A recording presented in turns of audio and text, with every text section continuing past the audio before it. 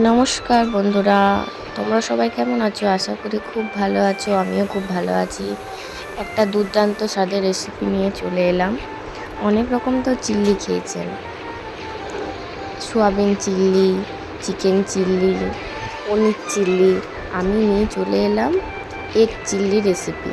এখানে 6টি ডিম নিয়ে নিয়েছি। ডিমগুলো সেদ্ধ করে নেব। এখানে কেটে রেখেছি পেঁয়াজ, কাঁচা লঙ্কা, ক্যাপসিকাম, আদা রসুন কুচানো। এখানে কর্নফ্লাওয়ার নিয়ে নিলাম 6 টেবিল চামচ মতো। তারপর ময়দা নিয়ে নিলাম তার অর্ধেক, মানে 3 চামচ মতো। তারপর একটু স্বাদ অনুযায়ী নুন, একটু গোলমরিচের গুঁড়ো, কালার। এটাকে ভালো করে মিশিয়ে নিয়ে তার মধ্যে একটা ডিমকে ফেটিয়ে দিয়ে দিলাম।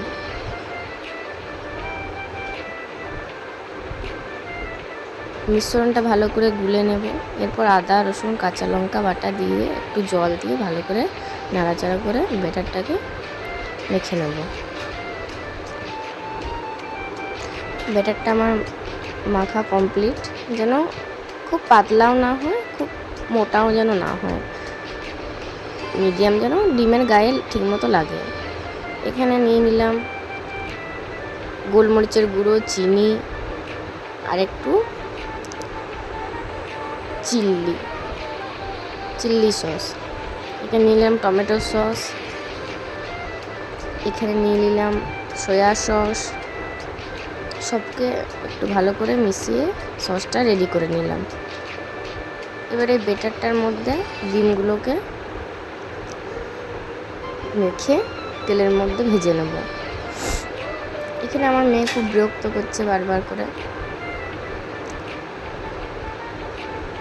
এই ডিমগুলোকে আমি আস্তে আস্তে পকোড়ার শেপে ভেজে নেব।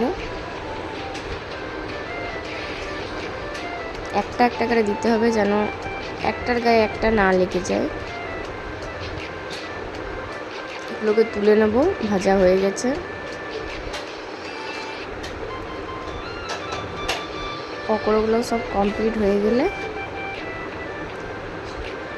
এরপর তেলে রসুন কুচি, আদা কুচি, কাঁচা লঙ্কা কুচি, ক্যাপসিকাম কুচি সব একসাথে দিয়ে তারপরে পেঁয়াজ দিয়ে একটু ভালো করে নাড়াচাড়া করে নেব। ভালো করে নাড়াচাড়া করে, বেশি যেন সিদ্ধ না হয়, একটু কাঁচা কাঁচা থাকবে, খুব ভাজলে চলবে না। তারপরে মিশ্রণ করা সসটি ঢেলে দেবো।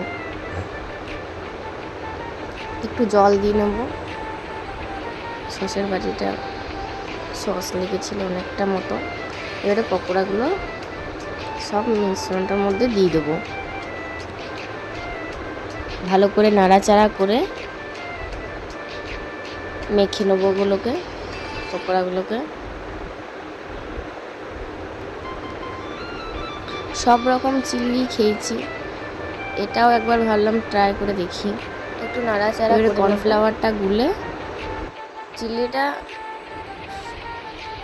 ড্রাই চিল্লি হলে খুব ভালো হতো, কিন্তু আমাদের বাড়িতে রুটি দিয়ে খাবে, তাই একটু জল দিলাম।